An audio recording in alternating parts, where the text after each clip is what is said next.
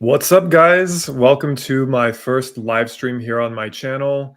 Uh, I'm not sure who is currently here right now, but I do know that I've got several questions that people have already left in the chat, which is exactly what I wanted. Before I dive in, I just wanted to give a little background. For those of you who are new, I have recently just launched my own personal YouTube channel. This is separate from Jungle Scout, but if you do know me from Jungle Scout, wanted to thank you for subscribing and leaving your questions. In Jungle Scout, I often host a weekly webinar where I show how to use their tools. But here on my channel, I'm experimenting with some similar formats. And so I wanted to familiarize myself with YouTube's live features. And so you guys are really helping me today by joining me for this and leaving those questions. I can see the chat box, and I believe I can see that there are people live with me. If you want to leave a question, you would have to subscribe to the channel in order to do that. But I will do my best to get through as many of these today as I can. And then this video will live on my channel for future reference as well. So with that being said, I hope you can bear with me as I'm figuring out all the features of here, since I normally use a different platform for our weekly webinars over in Jungle Scout. And in that one, I know I can usually highlight questions so they appear on the screen, but here, I'm just kind of flying blind for the first time. So with that being said, let me see if I can actually pop out this chat box so I can make sure to see all of the messages. And I think there's a limit too from YouTube about how quickly you can enter a message. So if you're trying to type in, it might stop you from putting another question immediately, but let's go. So I see that a user named the Boxer Dog Sarabi said, on the listing title, may I repeat the keywords when listing the features or just the features without repeating the keywords? So you can repeat as many keywords as you want any part of the listing, but in my opinion, you shouldn't waste space repeating keywords. So put some different keyword phrases in the feature section versus the ones that you put in the title. But at the end of the day, make sure that all of these things are very easily understandable by the human customers who are reading it.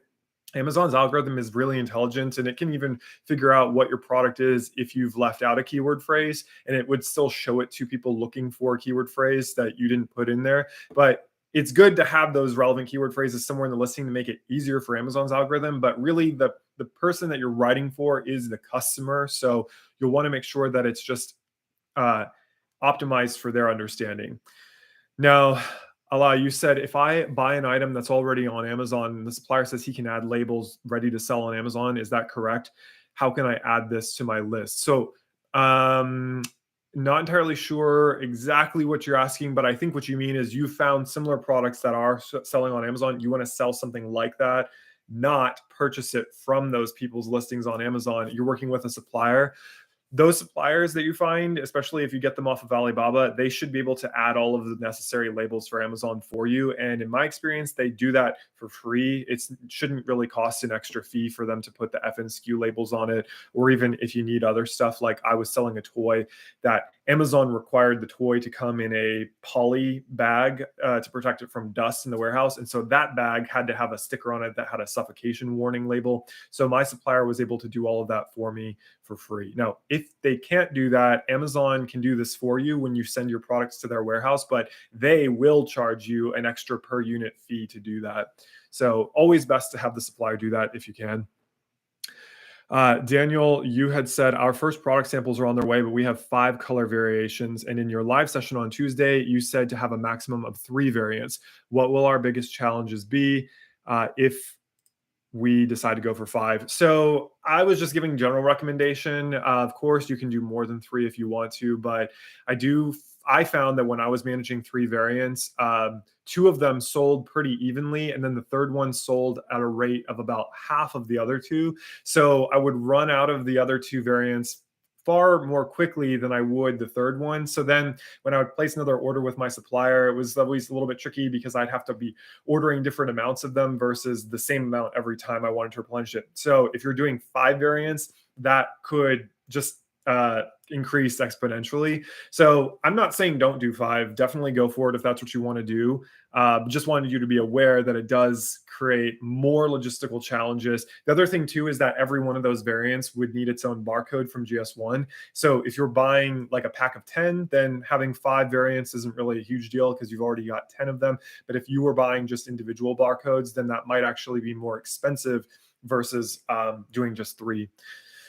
Now, you also asked about putting all 5 of those variants in your hero image, which I believe you mean to be your main image that shows up in the thumbnail on the listing with the white background, but you want to A/B test it to also have an image that includes the box. Should we just change the hero image on the listing at a certain time to measure the difference? Exactly. There are probably plugins or browser extensions that would even do that for you automatically. I know here on YouTube, there are services that will do that for people's thumbnails on their videos, and it'll change it at a set time and then wait a 24-hour period, and then it will change it again. Amazon, there are probably ways to do that. I'm not familiar with a tool that will do that for you, but you could manually go to your listing and then just change the image yourself, wait a day, and then change it to another one, and then kind of like track and see how many sales you get each day, as long as you know which image you had on which day of the week. And then you also asked Daniel if it's common to be asked for a letter of authorization. This relates to potential trademark violation. I have created a dummy listing in Amazon to get used to the process. I'm not sure if it's linked. I'm not sure exactly why Amazon is asking for that, but yeah, normally if they are asking for that letter, it's because there maybe some other seller has filed a complaint against your listing saying that you're violating their trademark. I mean, in my experience, Amazon doesn't ask that as a matter of course. Whenever you create a new listing, you shouldn't need to submit that. So my suspicion is that you've put something in the listing that has triggered their system to think that you're violating someone else's trademark. So if in doubt, then I would recommend that you reach out to seller support and see if they can clarify this for you. And maybe if it's related to your dumbing listing, you can just delete that listing and then hopefully the problem will go away. Now, Jamie, you said, should you close your listing while waiting for inventory to arrive? And if so, why?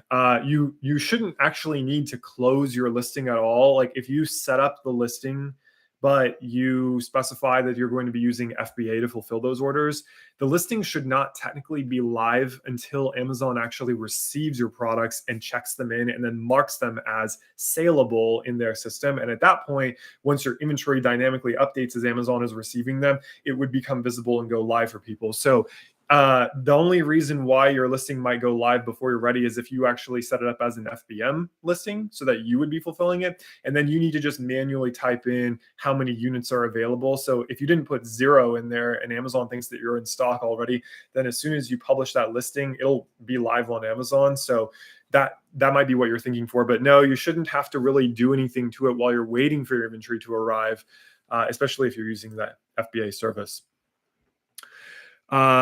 Let's see. Eric, you said, I noticed there's a new FBA fees box on the Amazon dashboard. I'm getting very different amounts compared to the Jungle Scout dashboard. Is Amazon including all fees in this box?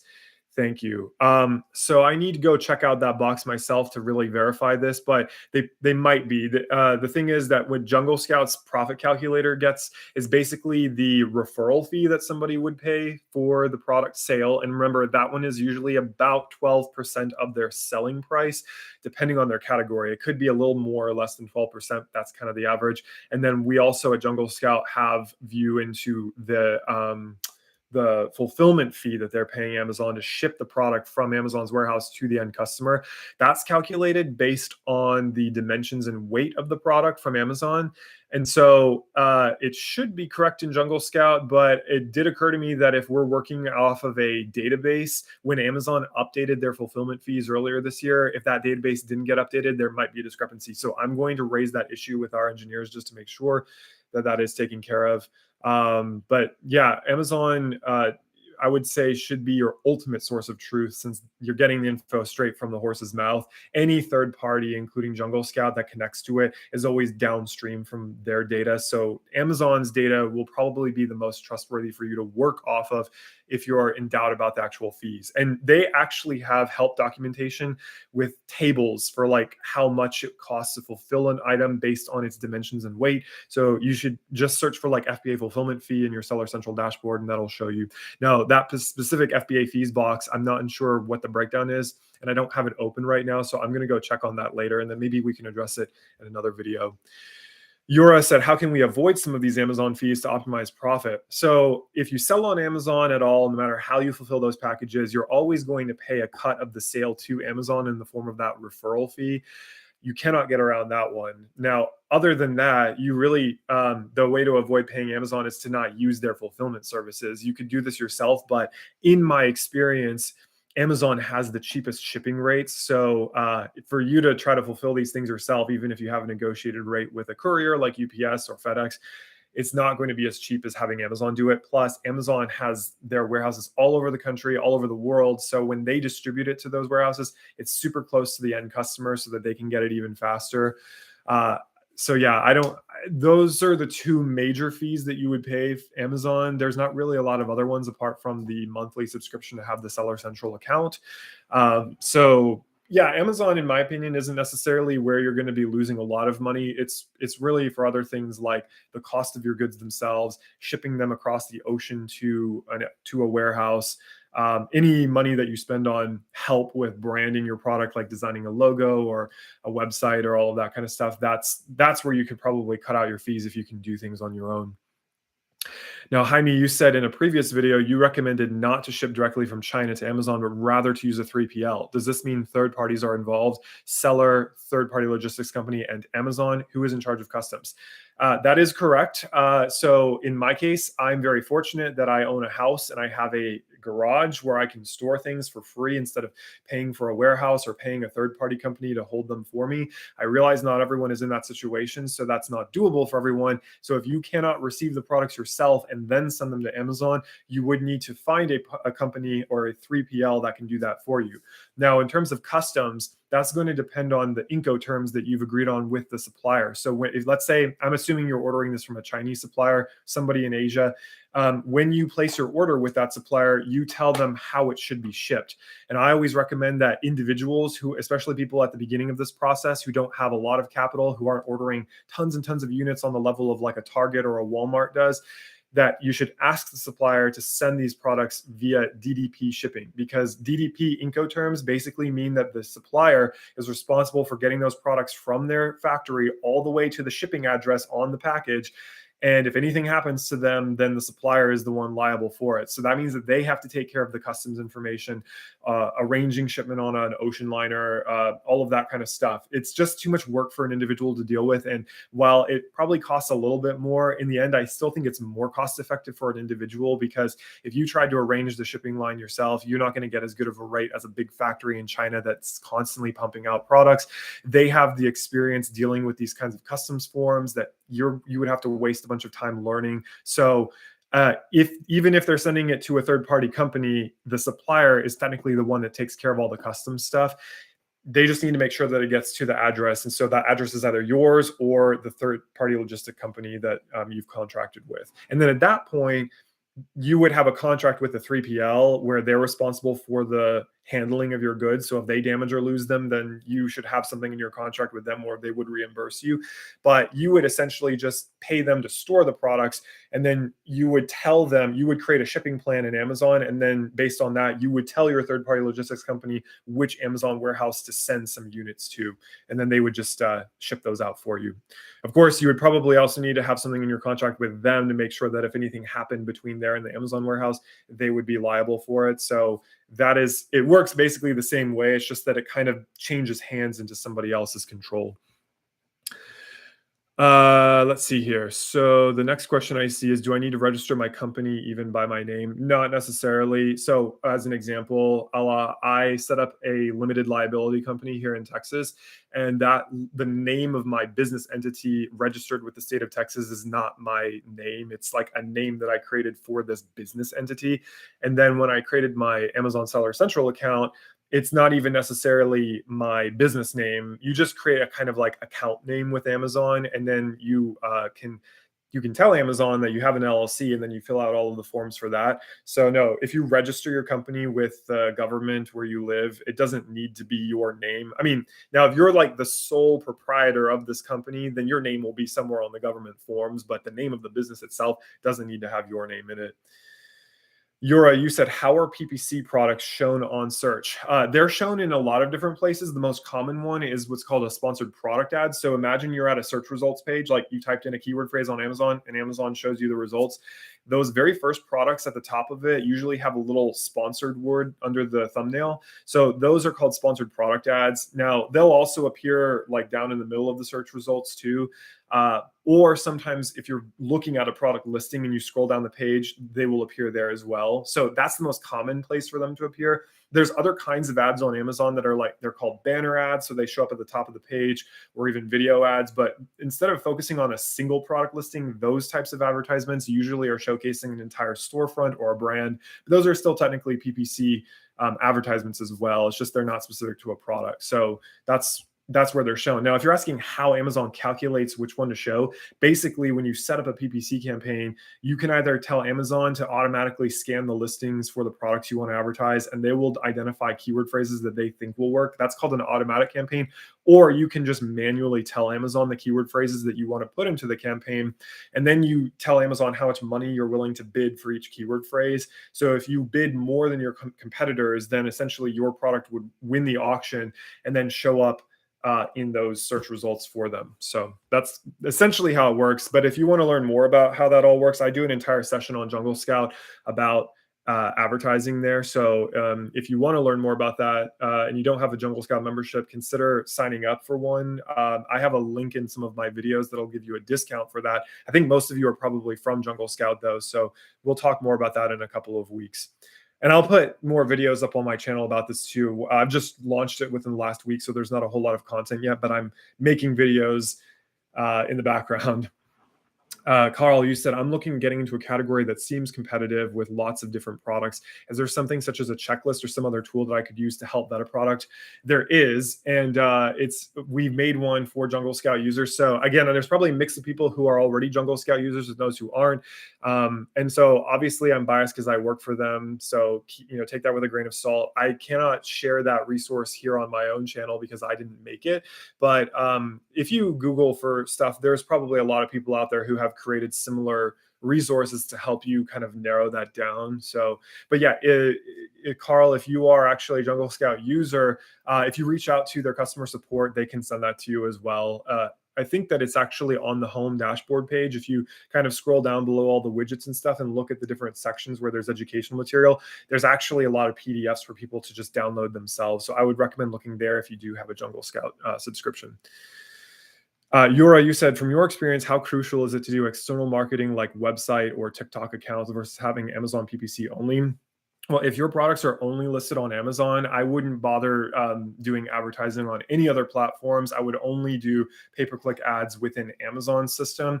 But if you do have your own website, like a Shopify store or a Facebook storefront or something like that, then it will be necessary for you to drive traffic to that website by either Facebook ads or like Google search ads or all of that stuff. So most people are probably, if you're just starting out, you're not trying to launch your product on multiple channels at one time. You're probably focusing mostly on Amazon. So yeah, it is a good idea to run PPC campaigns on Amazon so you could get that visibility right out the gate.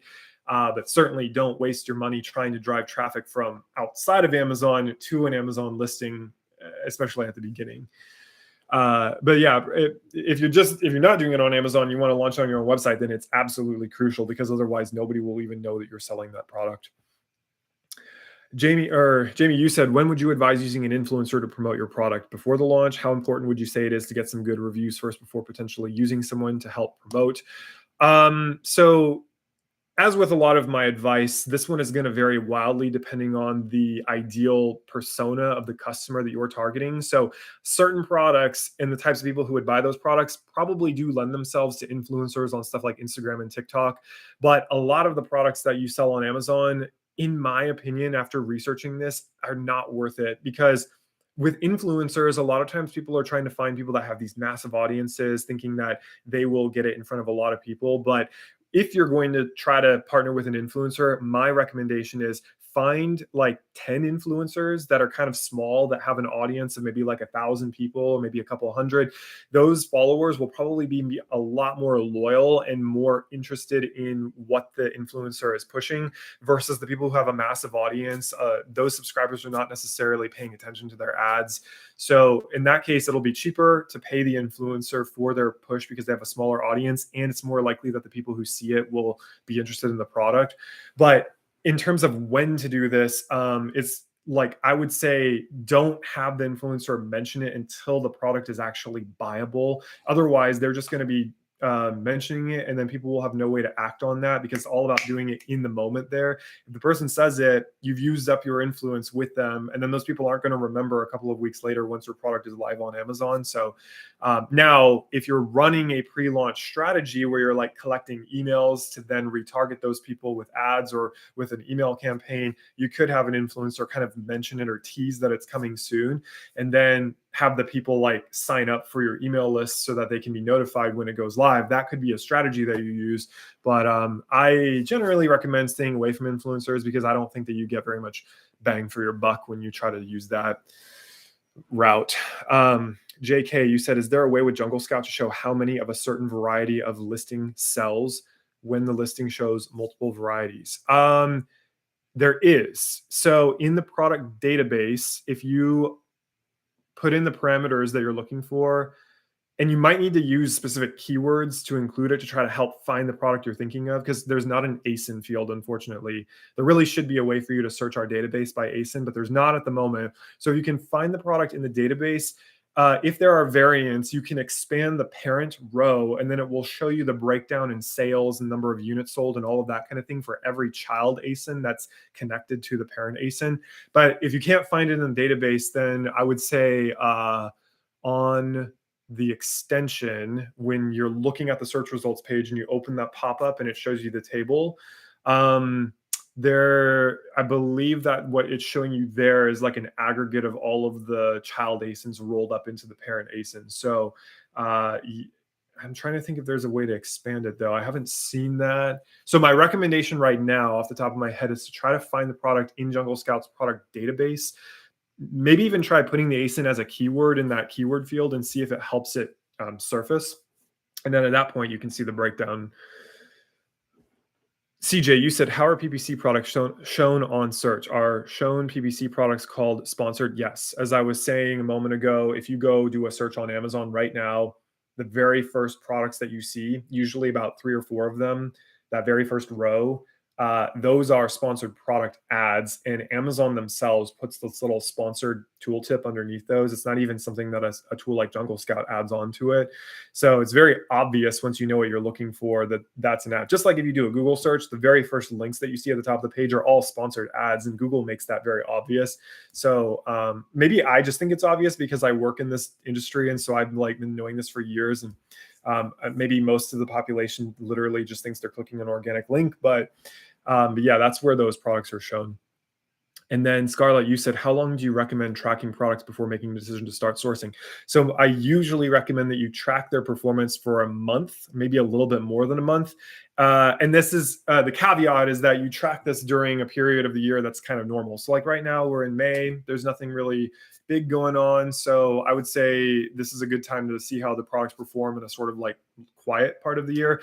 Now, if we were doing this session in the middle of like October or November, then it would be a little bit different because that is Q4, which is like the shopping frenzy. And so the numbers from Q4 are always going to be a bit inflated compared to other times of the year. But yeah, generally I'd say look and track the product's performance for about a month to a month and a half before you really make a decision.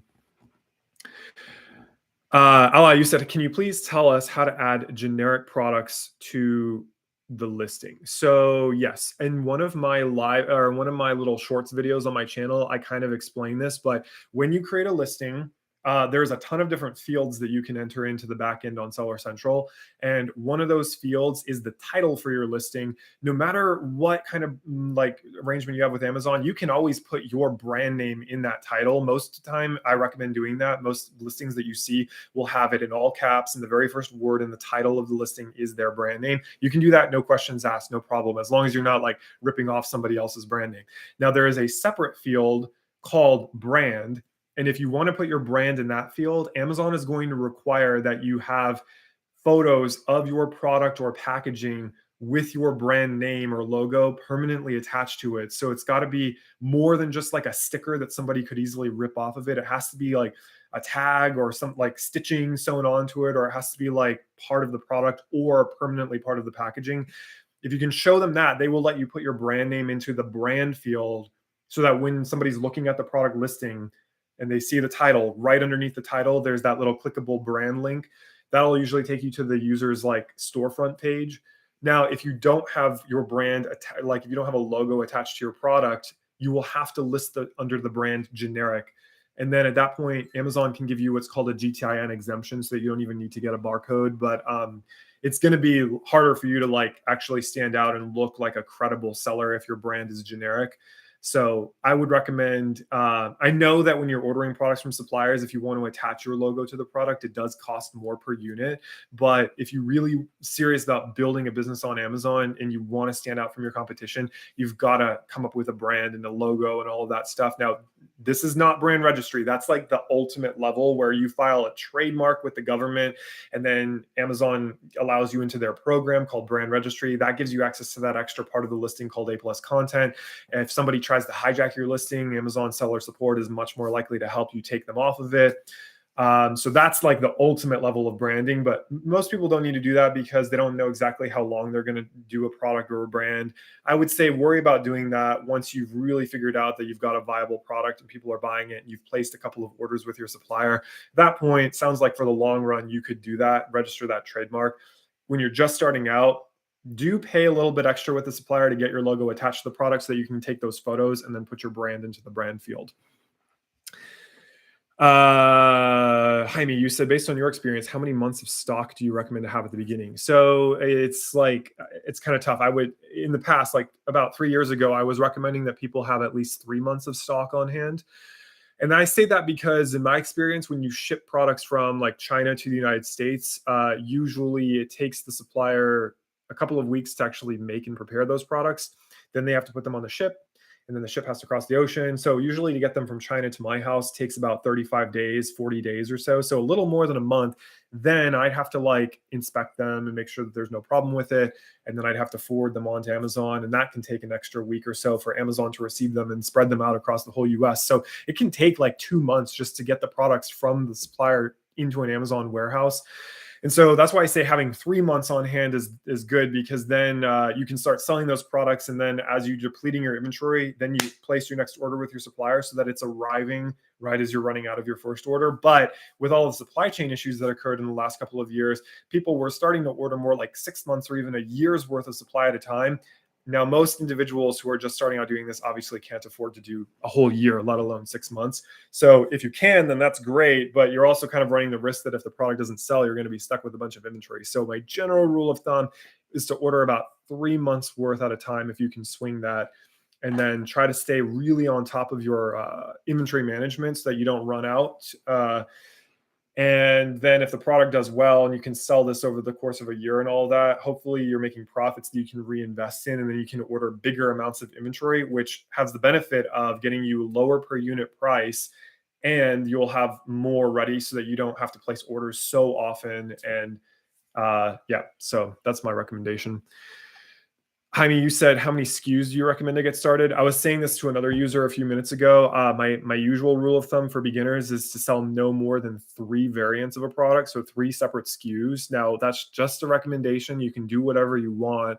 Actually, it'd be easier if you just have 1 SKU to begin with. But if you really want to do variants, my recommendation is about 3. Obviously, if you want to do like 5, then you could.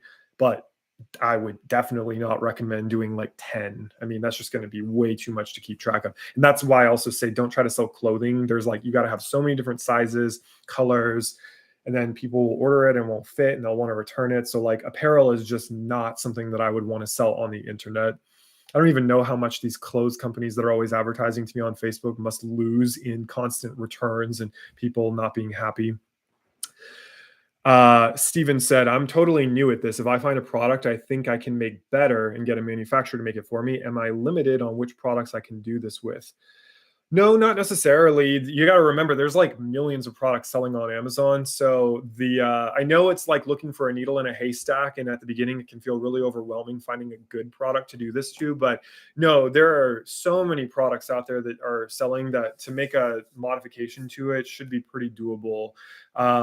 Now, of course, this kind of depends on how specific the product is. And if it's more complicated, there's the risk that there might be like a patent attached to the design versus a very simple product. So no, as an example, here's one. So I've got this tape measure on my desk that's made by the brand Pittsburgh. This is a very simple product.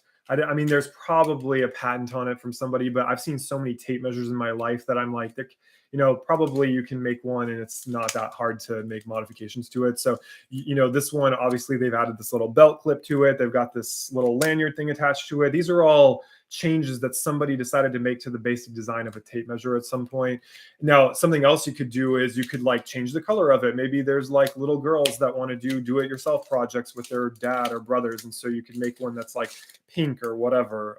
Or, for little boys, you could make it with little cool design. I know my little boy loves like trucks and construction stuff. So if I wanted to market one of these for a kid, I would maybe put a cute little design on it and try to find it in a smaller size. So those are the kinds of examples of modifications that you can make to a product that's currently selling and then make it your own. And yeah, I mean, like they could buy other tape measures, but if you really target this particular segment of people, then they'll want to buy yours because of how it looks. Lars, you said in the listing builder tutorial, it shows how to build the listing and use the keyword bank, but the new Jungle Scout shows a different process. Will the key list word and phrases still not duplicate? Oh, yeah. So I'm pretty sure Lenny was updating that tutorial because we recently overhauled listing builder and then we added the AI assist ability so that you can just have it artificial intelligence like generate copy for you based on your keyword bank. So it still functions pretty similarly to the one in the tutorial video, but you said, will the keyword list and phrases still not duplicate? I believe that we basically made that default. In the past, you had like in the tutorial video, I think you have to click a box that says like avoid duplicates. I think that we just built that into it because there's no point for people to have duplicate keywords in their bank. If the keyword is in multiple lists and you add multiple lists to it, it should only show the keyword in the bank one time. So yeah. And then Jaime said, for you, what is a realistic and adequate profitability for our products? So I would say that in the retail space, so like a big box store like Target or Walmart or whatever, or people selling online, I would say like generally you would want profit margins of around 30 to 33%, like a third of your selling price. Like if you're selling it for $100, hopefully you're making about $30 to $33 in profit. That's like the general rule of thumb for retail. But that being said, at the beginning, you're probably not going to be that profitable because you will need to spend money on stuff like PPC advertising. You're going to make some mistakes here and there. You're probably not going to be able to get as good of a price on your products because you're not ordering as many as a giant would. So if you can, my recommendation is if the first time that you want to sell a product online, if you can break even on that product, then that is success to me. Like if you can make profit, that's amazing. That's great. But if you can just avoid losing money on your first product, then I would say you deserve congratulations because running a business is not easy. Most small businesses do not succeed. And then you could consider it like an entire education for free, essentially, versus like paying for a master's in business administration or a college degree or whatever. So yeah, and I mean, if you can make a small profit, then that's even better. But yeah, I would say you want to work up to the ability to make like around 33% profit margin on your products. But again, that's also going to vary on the type of products. So the more that you grow and the more you expand your catalog of products, some of those products will be more profitable than others. And you will maybe use some of the less profitable products as what's called loss leaders to try to get people to bundle them with your more like premier anchor product that's more profitable. But this is all very like advanced. This is kind of like once you've scaled your business, and those are strategies that you could take once you've got more products to sell. So Let's see. Scarlett, you said, I'm requesting samples from a few suppliers. Can you give me some tips on what I need to look for or mention to suppliers? Yeah, and actually I think it was this last week, I talked about suppliers in Tooltip Tuesday in Jungle Scout. So I would say the tips I would have are, before you ever reach out to the supplier, make sure that you've done a lot of research on the type of product you want to sell, that you have drafted a message that includes those specifications. So like the dimensions of it, the type of material that you want, the colors that you want. You need to specify that you want the highest quality that they can make. You want to ask them questions about, like, do you have experience preparing products for Amazon or working with Amazon sellers? A lot of them will. And if they don't, I know it sounds harsh, but I would recommend just not working with them at the beginning. You want to find somebody who's got a system down and can do this preparation for you. I would also ask them questions like, are you a factory? Are you a trading company? What's your lead time from, like, when I place an order for this many units? How long is it going to take to make these products? If you ask all of these kinds of questions, then you will come across as more professional than a bunch of the people that send them messages all day. So those are just some general tips that I have for how to reach out to suppliers. And Allah, you said, how long does it take to approve a new brand from Amazon? So brand registry takes a while, just because you got to get that trademark process. So if we ignore that and we just go with that middle option where I said you need the photos of the product with your logo attached to it, when I did that, it was pretty fast. I don't remember exactly how long it took, but I sent the photos to Amazon, and then I think that they approved my brand within 48 hours, like a couple of days, really. I mean, it really shouldn't take them more than a week to review those photos and approve it. So yeah, and if you don't want to wait to receive it from your supplier, you could even, like, tell your supplier, add my logo to my product, and then take multiple photos, because Amazon requires at least 2 of them, and you actually want to send them more like 5 or 6 of them from different angles. So you can even ask your supplier to take those photos for you. The only thing is, the photos have to be of the physical product. It can't be like a photoshopped image of the product with the logo on it. So make sure your supplier understands that when you ask for those photos, and then you could use those and give them to Amazon. That way you don't have to, like, pay for another sample to be sent to you via air shipping. Yeah. So I think I answered all the questions that I see in the chat box right now. So if you guys have other questions, I'm here for a little while still. I really appreciate you guys coming on and participating in this with me. It really helps my channel get that necessary watch time so that I can begin collecting revenue from ads on the channel. Carl, you said, should I order products from competitors when I know which manufacturer they're using? It seems much faster and cheaper than ordering from China. So, like, if you are 100% sure that you know which one they're using, you could do this, but it depends, because sometimes they might be using multiple suppliers, or they might be working with a trading company, and that trading company is working with lots of different factories. So it's possible that in a given order, that person is actually getting slightly different quality products. I always think it's better to work directly with the supplier, so that you also, because not only are you testing the quality of their product, you're testing their ability to have a relationship with you, and how easy it is to work with them. So if you only order the product off of your competitor's Amazon listing, then you're missing out on testing them on that kind of thing too. So yeah, I would say don't do that.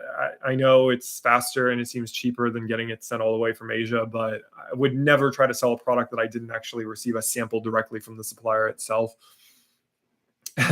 And then Scarlett, you said, can you elaborate on why it's not a good idea for your manufacturer to ship to the Amazon warehouse? I think I missed it. What kind of issues did you personally experience? I never attempted to do that, because I already knew right off the bat it was not going to work.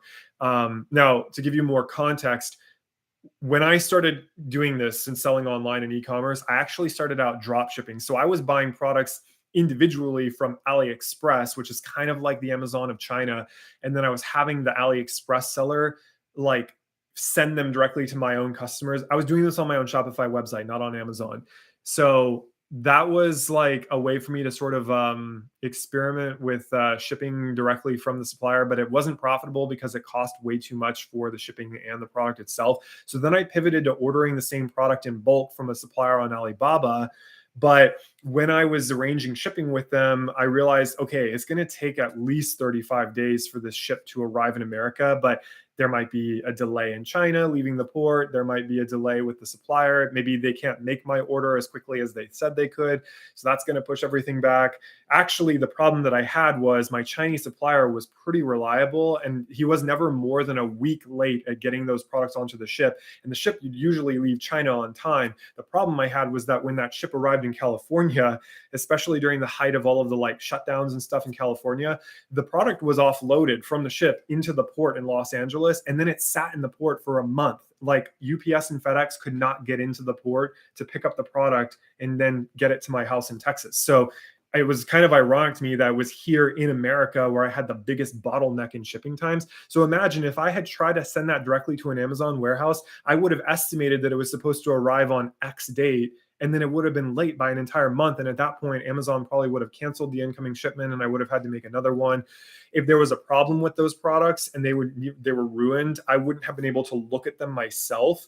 And so because I use Alibaba Trade Assurance, if there was a problem with the products, I could, complain to Alibaba. They wouldn't release my money to the supplier. They would hopefully refund me. So if you have it sent directly to Amazon, then you're like relying on Amazon to do this quality check. They're not going to do that for you. If for some reason the product isn't sellable, they're either going to ask you if they can destroy the products, or they're going to demand an address for them to send those products to get them out of their warehouse. So in that case, you would need to have the ability to receive the products anyway. So these are all reasons why I tell people don't try to ship directly to an Amazon warehouse from your supplier. Receiving them in an intermediary location and then forwarding those units on is not that expensive. The shipping plans with Amazon, they use UPS, and they have these negotiated shipping rates with UPS that are very affordable. So don't worry about it adding a bunch of extra costs to your products if you do that. And then Eric, you said if we're breaking even with one product, should we add a variant like a 6-pack? It kind of depends on how much capital you have to play with. I would say if I was just breaking even on a product, it's not time for me to try to expand my catalog yet. The product itself needs to be profitable before I try to do that. Now, if you decide that that product is not really going to grow and you can only ever break even on it, then if you decide to do a different product, what I think of that as you're just pivoting. Now you're just like trying to sell a different product instead of adding on to it as a bundle. So yeah, I would wait until you're actually making a consistent profit on a product before you decide to maybe like add variants to that product, unless you already have some really strong data that shows you that those variants would actually sell better than the one that you're currently selling. And then you wouldn't necessarily have to stop selling your current product as long as it's breaking even. But I would personally just focus on the one that's more profitable and probably stop selling the one that's breaking even. Ramsey said, any suggestions on stopping a reseller from hijacking our ASIN? We have a branded product and Amazon allowed them to start selling at a lower price, and it isn't our branded product. Well, the only thing I can recommend is that you open a ticket with seller support and explain to them that like they're not authorized to sell on your listing. Now, if you have brand registry with Amazon, they will be much more likely to take action immediately and help you with this because you have a trademark. So they have like legal basis or justification for like taking action very quickly. If you don't have brand registry, it's not to say that they're not going to help you, but they might not be quite as quick to do that. So, but nobody should be able to sell on your listing if you have not authorized them as a reseller for your ASIN. So you can still complain to Seller Central and ask them to take it down. If they don't help you, just keep opening that ticket. Just in general, my advice for dealing with seller support is they do this stupid system where like somebody will reply to your ticket and they won't solve your problem at all. And then when you reopen it, it goes to a completely different individual. And then they have to like read through the whole history and then hopefully figure out what your problem is. And so if this happens over and over again, it's very maddening because the other people looking at it don't want to read all of this history. And so it would be better, in my opinion, if Amazon would have it just go back to the same person every time or to their manager. But when you reopen a ticket with seller support, you're hurting the metrics of the person who responded to it. They get measured on like satisfaction or like, did they actually solve the problem? So if you keep reopening the ticket, you're just like destroying their metrics of satisfaction and kind of like getting revenge on them for that. So the only thing for it with seller support is to just keep bothering them until they solve your issue. But that kind of issue is pretty serious in my experience. And it's not happened to me personally, but from people that I've talked with, that's usually pretty fixable compared to some other problems that you might have with seller support. Let's see here. So you said, can Gustavo, you asked, can you provide product design tips? I identified what I want to sell and I purchased several similar items and I'm looking at features that I like and dislike. What would be the next steps? Well, this is great. You've got several samples to compare. What I would do is I would go to the listings of your competitors on Amazon and I would look at the reviews for those products and I would export the reviews. If you have Jungle Scout, by the way, the extension in your Chrome or Mozilla Firefox browser, you can actually download the reviews from a listing and then like put them into an Excel spreadsheet. And that way you can do stuff like do a control F search for certain keyword phrases that are appearing over and over. Or if you just stay on the product listing, you can filter them by the worst reviews or the best reviews. I would try to identify themes to see like what are the recurring problems that people have with these competitors' products, hone in on those. Those are the improvements that you could make to the product if you want to change the design of it.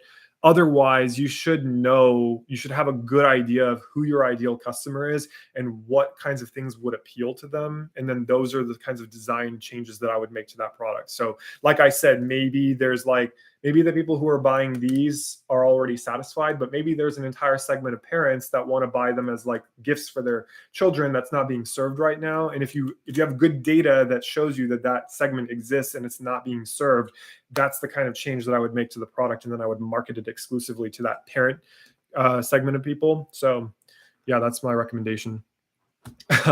Ramsey, you said you did keep opening them. You seem to be stuck in round and round. We have brand registry. They keep pushing back. We have 3 calls, 10 emails under the same ticket. I wish that I could give you some better news, but this is my experience. This is very normal. So at least I can tell you that you're not singularly unlucky. This isn't like something out of the ordinary. This is just like par for the course dealing with Amazon seller support.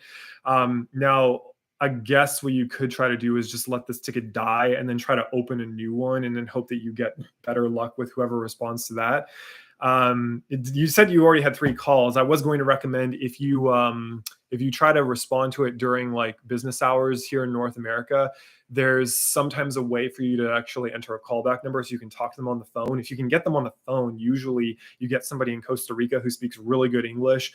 And in my experience, they will usually resolve the problem for me. If you're relying on the written tickets, they go to people in India and they have never solved my problem. So if you can get on the phone with them, you'll usually have a lot better luck at fixing your problem. But it sounds like you might have done that already. So sorry to hear that. Youngji said, I'm doing FBA private label with a brand already registered in brand registry. Do you suggest always using an Amazon barcode for the FNSKU, or can I still use the merchant barcode FNSKU the same as my ASIN? So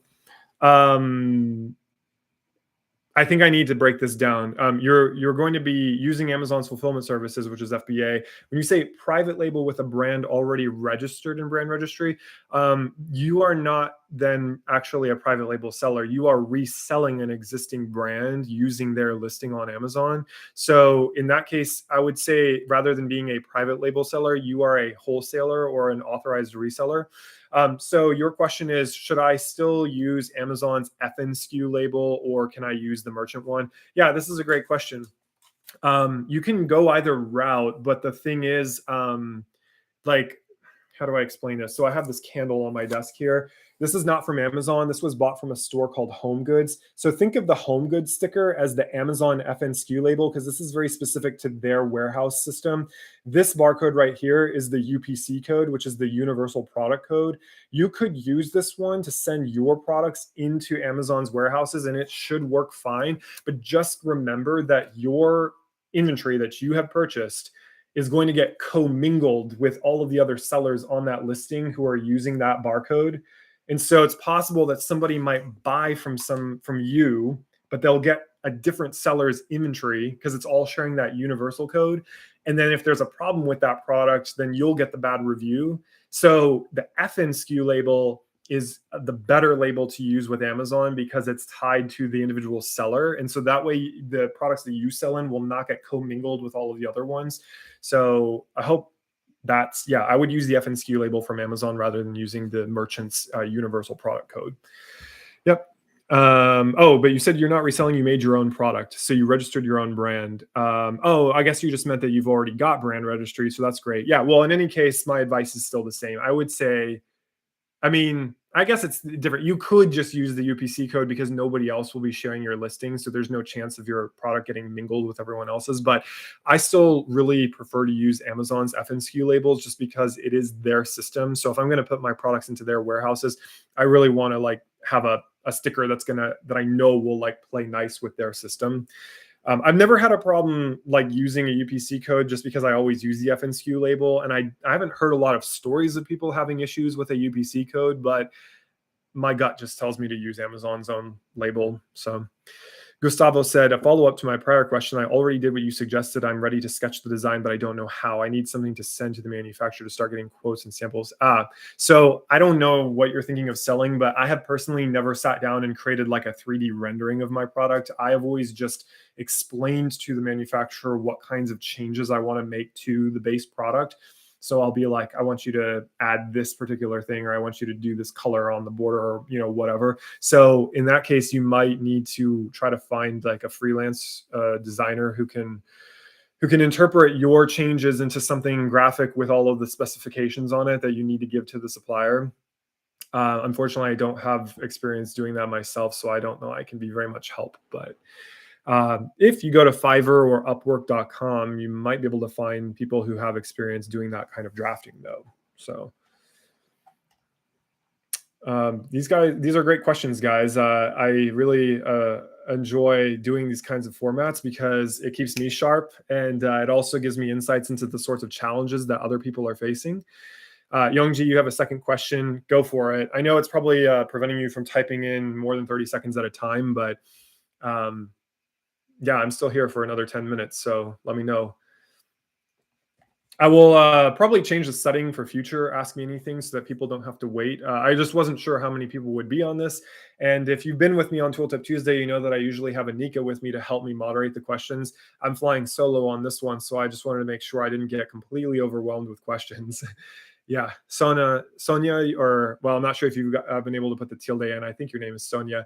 You said, can you advise on any trusted forwarders from China? So I haven't used any myself. I always just have my suppliers use their preferred shipping company. But what I can tell you is that if you are in the United States and you are thinking about a shipping company to use, I'm going to put it in here. There's one called Matson, which is the reason I recommend them is because at the port of Los Angeles, there are actually two ports there, and one of them is private. So Matson has their own reserved berths at that port, which means that when there were all these backups with shipping, they were able to still get into the port and offload their products. All of the other shipping companies that don't have their own dedicated berths have to wait for the public ones. And so that was able to at least get my products into the port. Now, like I said, it was actually the Port Authority of Los Angeles that ended up holding on to my products for a whole month. So I don't know if it really made a difference or not, but Matson is the one that I've used, and I've never had an issue with my stuff falling off of the ship into the ocean or like getting lost or whatever. But again, if you are an individual like me, you're probably not going to be able to negotiate a really good shipping rate with them. That's why I always let the supplier in China do it, because you think about it, the supplier has tons of customers that they're making products for. So they're outputting a lot of volume, and so they can get better shipping rates with those companies. Now, if you're thinking about a third-party logistics company, I haven't used one in America because, like I said, I'm very lucky that I have my own house that functions as a warehouse. But one of my colleagues at Jungle Scout has used one called Worldcraft Logistics, and I'm going to put their name in the chat here as well. Again, I have no personal experience using them, but my colleague does, and she's really liked them. I did look into using a 3PL at one point, and I found that kind of like when you're vetting suppliers, there are not minimum order quantities, but a lot of times these warehouses have minimum volumes that you need to send to them to make it worth it for them to take you on as a client. And when you set up a contract with them, there's often like just an administrative fee to open an account with them. I did look into some called ShipBob, and I don't remember what the other one was, but it ended up not making sense for me economically because I have the storage space and I wasn't ordering a ton of units. But if somebody is ordering a lot of products and they're not able to receive them, then those two might be options worth exploring. Scarlett, you said, you're the real MVP. I'm learning so much from Tooltip with you, and so happy you made this channel. Oh, well, thanks. It's always nice to hear that you're providing value to people, Scarlett. And actually, you're very encouraging, because I meant to start this YouTube channel a year ago. and I just didn't ever get around to it. So I figured, there's this Chinese proverb that says the best time to plant a tree was 20 years ago, but the second best time is today. So, and it's funny because as I'm going through the process of learning YouTube and how to be a YouTuber, it's very similar in a lot of ways to the process of learning how to sell products online. I mean, it's a different sort of realm, but I'm being reminded of where I was several years ago when I was new to e-commerce, and like how there's all these little things that you learn only by doing it via experience. But the great thing is there's just so many resources out there, and there's these communities of people that are all helping each other. So that's what I want to create here. There's a lot of people who've been talking about how to sell on Amazon longer than I have, but I personally haven't found their content very compelling or engaging. And it's not necessarily bad content. I think they have good advice, but I really enjoy doing Tooltip Tuesday with Jungle Scout and interacting with people like this. So I do plan to do more of these kinds of formats for you guys to come regularly. So yeah, thanks for subscribing to my channel. You should get notifications whenever I do post another upcoming live or whenever I post other videos. So Sona, you said my actual name is Sona. Okay, well that's good to know. Or maybe Sona. I'm not sure if I'm saying it right, but that's something else that I love too, is how we have such a variety of people from all over the world and all these different backgrounds who want to do this. It's just a really cool thing to see how many people are interested in doing e-commerce. So um, now, I want to let you all know that YouTube actually introduced this thing on a channel called the Community tab, which is kind of recent. I mean, it's been around for a couple of months, but if you guys want to share some of your stories, like how you got into e-commerce, how long you've been researching products on there, you should definitely go over to my channel and then check out that Community tab. And I don't know if you can like leave a post yourself or if you have to reply to a post that I make, but I do have a poll up there asking what kinds of particular topics you'd like me to cover in videos. Because I'm kind of aiming right now at beginners, since that's the brunt of the people that I work with are people who are just starting out. But your questions remind me of just like how people are all over the place in their journey and they want to know about shipping and stuff specifically. So yeah, definitely go check out that poll on the Community tab and let me know what kinds of content would be interesting for you.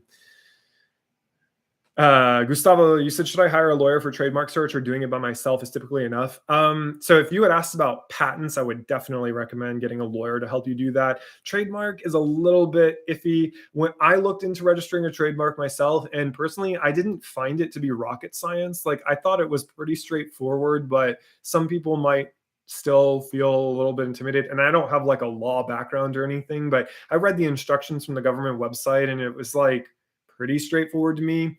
I reached out to them to ask like whether they recommended that I have a lawyer, and of course they cover their asses, so they're always like, "Oh yeah, you should definitely," because the risk is that if you file the paperwork wrong, then you have to like resubmit it and pay another fee again. So it might be worth it to have a lawyer help you do that, but I don't know. I'm also the kind of personality that loves learning things on my own, and I'm pretty confident in my ability to do things. But I also know when I'm completely out of my wheelhouse, and so I think that's something that you'll have to decide. But I guess the safer route is, if you're ever in doubt, definitely try to get the help of an attorney to do that.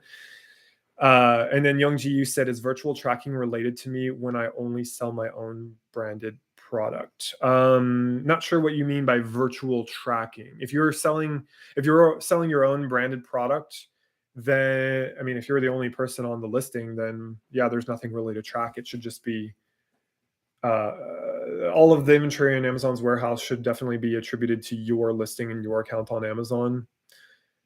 Now, if you were like selling somebody else's branded product along with a bunch of other sellers on the same listing, then Amazon service called virtual tracking. I'm not sure. I need to go investigate that because I haven't used that. What are they tracking exactly? Like, are they? I don't know. The problem is Amazon tracks a bunch of stuff. So are they tracking the movement of your product in their warehouse system, or are you saying that they're like tracking people's cookies and how they discover your product on Amazon's website?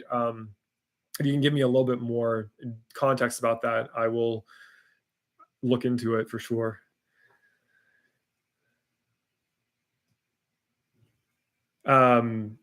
Yeah, and so we are coming up at the top of the hour, so I will have to wrap this up, guys. But thank you very much for attending my inaugural Ask Me Anything session here. I know there's not a ton of videos yet on the channel, but I'm working on them as fast as I can.